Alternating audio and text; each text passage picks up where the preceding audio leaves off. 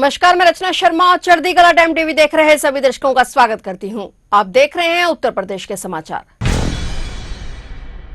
प्रधानमंत्री नरेंद्र मोदी कल यानी 28 अप्रैल को वाराणसी के 2 दिवसीय दौरे पर आ रहे हैं। पिछले 11 साल में वह 53 बार काशी आ चुके हैं। उनका यह 54वां और 2026 का पहला दौरा है। इससे पहले पीएम मोदी आखिरी बार नवंबर 2025 में आए थे। प्रधानमंत्री अपने इस दौरे में काशीवासियों को 6000 करोड़ से ज्यादा की सौगात देने जा रहे हैं। रेल, सड़क, सिग्नेचर ब्रिज और कबीर चौरा मंडलीय चिकित्सालय में सुपर स्पेशलिटी अस्पताल की आधारशिला सबसे महत्वपूर्ण है। इससे सिर्फ वाराणसी नहीं, पूर्वांचल और बिहार के मरीजों को भी विश्व स्तरीय इलाज मिलेगा। काशीवासियों के लिए यह दौरा काफी खास है। भाजपा सूत्रों की माने तो प्रधानमंत्री नारी शक्ति वंदन संशोधन अधिनियम पास न होने को लेकर 40,000 महिलाओं को संबोधित करेंगे। प्रधानमंत्री यहां महिलाओं की राय भी इस अधिनियम पर मांगेंगे। प्रधानमंत्री मोदी महिलाओं को संबोधित करने से पहले काशी और आसपास के जनपदों के साथ ही 7 पड़ोसी प्रदेशों के लिए उपयोगी में शिक्षा, हेल्थ इंफ्रास्ट्रक्चर की 6000 करोड़ की सौगात का शिलान्यास और उद्घाटन करेंगे। मंच पर मुख्यमंत्री योगी आदित्यनाथ भी उनके साथ मौजूद रहेंगे।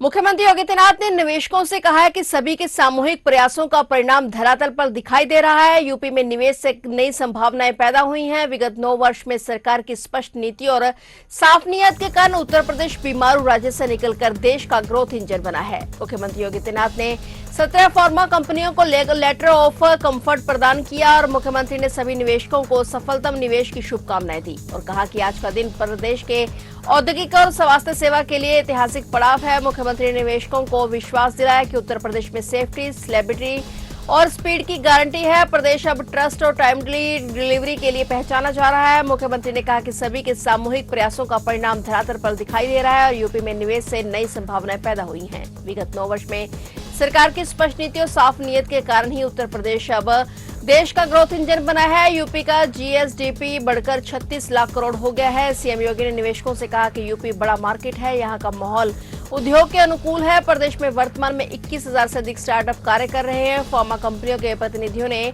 उत्तर प्रदेश में निवेश को लेकर उत्सुकता जताई और विश्वास जताया कि मुख्यमंत्री योगी आदित्यनाथ के नेतृत्व में उनका निवेश ऊंचाइयों तक पहुंचेगा।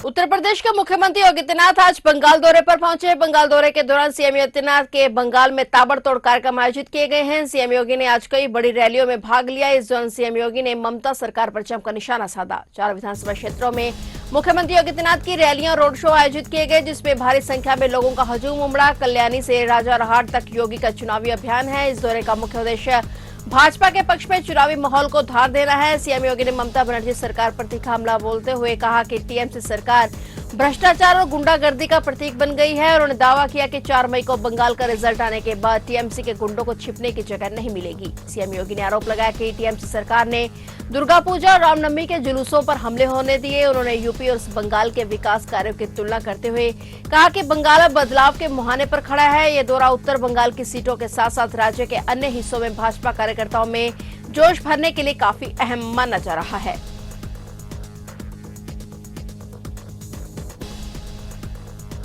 यूपी में फर्जी ड्राइविंग लाइसेंस गिरोह का खुलासा हुआ है। यह गिरोह सिंडिकेट के रूप में अधिकारियों के साथ मिलकर फर्जीवाड़ा कर रहा था। यूपी के बस्ती जिले में दलालों के सिंडिकेट में 4500 से अधिक फर्जी ड्राइविंग लाइसेंस बनवा लिए और इनमें से करीब 4 करोड़ 75 लाख रुपए की वसूली की गई और दलालों ने फर्जी तरीके से आवेदकों की bank log entry Arunachal Pradesh से करवाकर बस्ती में लाइसेंस बनवाए। इतना ही नहीं, अफसरों की शय पर दलालों ने मिर्जापुर, संत कबीरनगर, पडरौना, गोरखपुर और आसपास के जिलों के आवेदकों को डीएल बस्ती से बनवा दिए हैं और ऐसे में सड़क सुरक्षा पर गंभीर संकट खड़ा हो गया है। अब डीएल में दलालों के सिंडिकेट ने अफसरों की शय पर फर्जी तरीके से डीएल बनवाकर आवेदकों से मोटी रकम वसूली है। खास बात यह है कि इन आवेदकों का लर्नर लाइसेंस नहीं बनवाया गया और नियमों को ताक पर रखकर डीएल बनवाए गए। सूत्र बताते हैं कि दलालों ने वसूली की इस रकम में अफसरों को भी हिस्सा दिया।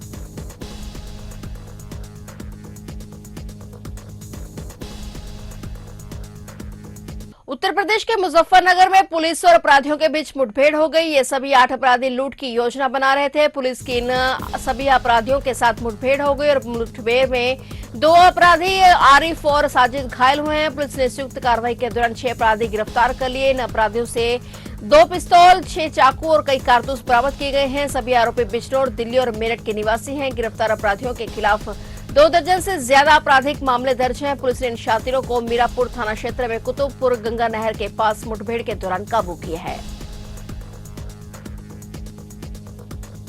हापुड़ के पिलखुवा नगर के मोदीनगर रोड पर कूड़ा बीनने वाले लोगों की झुग्गियों में आज सोमवार सुबह अचानक भीषण आग लगने से हाहाकार मच गया। आग की ऊंची ऊंची लपटों में आसपास के इलाके में अफरा तफरी मच गई। मौके पर सैकड़ों लोग जमा हो गए और फायर ब्रिगेड को सूचना दी गई। बताया जा रहा है कि अधिकतर झुग्गियां खाली थी, ऐसे में कोई हताहत नहीं हुआ। मौके पर पहुंची फायर ब्रिगेड आग बुझाने के प्रयास में जुटी रही।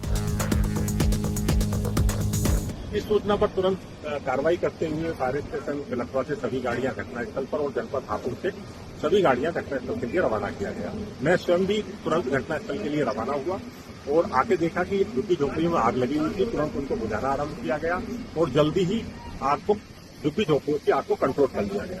विंड डायरेक्शन अधिक होने के कारण बगल में 2 स्टोरेज इंडस्ट्री थी, आग उनकी तरफ फैल गई और झुग्गी झोपड़ियों को लगभग 40 झुग्गी झोपड़ियों को सुरक्षित बचा लिया गया है और इस समय जो स्टोरेज इंडस्ट्री है उनकी आग को बुझाया जा रहा है। 8 गाड़ियां फायर सर्विस की मौके पर मौजूद हैं और आग बुझा रही हैं।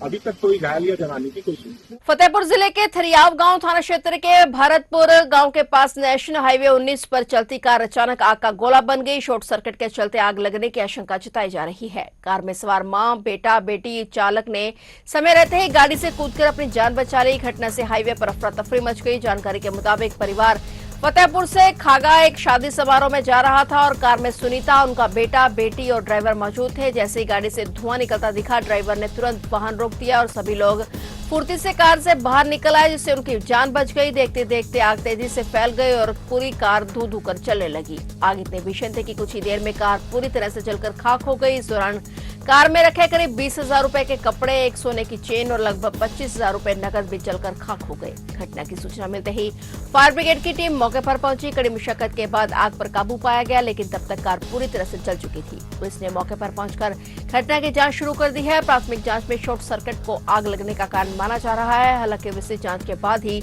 आग लगने के सही कारणों का पता चल पाएगा। जौनपुर में सोमवार सुबह एक भीषण सड़क हादसे ने क्षेत्र को दहला दिया। जौनपुर रायबरेली हाईवे पर औद्योगिक क्षेत्र सतहारिया के आगे पुलिया के पास सुबह करीब 6 बजे सवारियों से भरा एक ऑटो रिक्शा तेज रफ्तार ट्रक की चपेट में आ गया। टक्कर इतनी जबरदस्त थी कि ऑटो के परखच्चे उड़ गए। वह सड़क किनारे एक हाईवे पलट गया। हादसे के बाद ट्रक चालक ट्रक लेकर मौके से फरार हो गया। प्रत्यक्षदर्शियों के मुताबिक एक ऑटो मुगरा बादशाहपुर से सवारियां लेकर आ रहा था। जैसे वह सतहरिया पुलिया के पास पहुंचा, सामने से आ रहे तेज रफ्तार ट्रक ने जोरदार टक्कर मार दी और टक्कर के बाद मौके पर चीख पुकार मच गई। सारे लोगों ने तुरंत पुलिस को सूचना दी। मौके पर पहुंचे थानाध्यक्ष अश्विनी कुमार दुबे और सतहरिया चौकी इंचार्ज धनंजय राय ने पुलिस बल के साथ राहत कार्य शुरू किया और किसी तरह ऑटो में फंसे सभी यात्रियों को बाहर निकालकर एम्बुलेंस से सामुदायिक स्वास्थ्य केंद्र भेजा गया। डॉक्टरों ने 6 घायलों में से 3 को मृत घोषित कर दिया और घायलों को रेफर कर दिया गया। हादसे की खबर मिलते ही मृतकों के परिवारों में कोहराम मच गया, जबकि घायलों के परिजन अस्पताल में डटे हुए हैं। पुलिस ने शवों को कब्जे में लेकर पोस्टमार्टम के लिए भेज दिया है और फरार ट्रक चालक की तलाश शुरू कर दी है।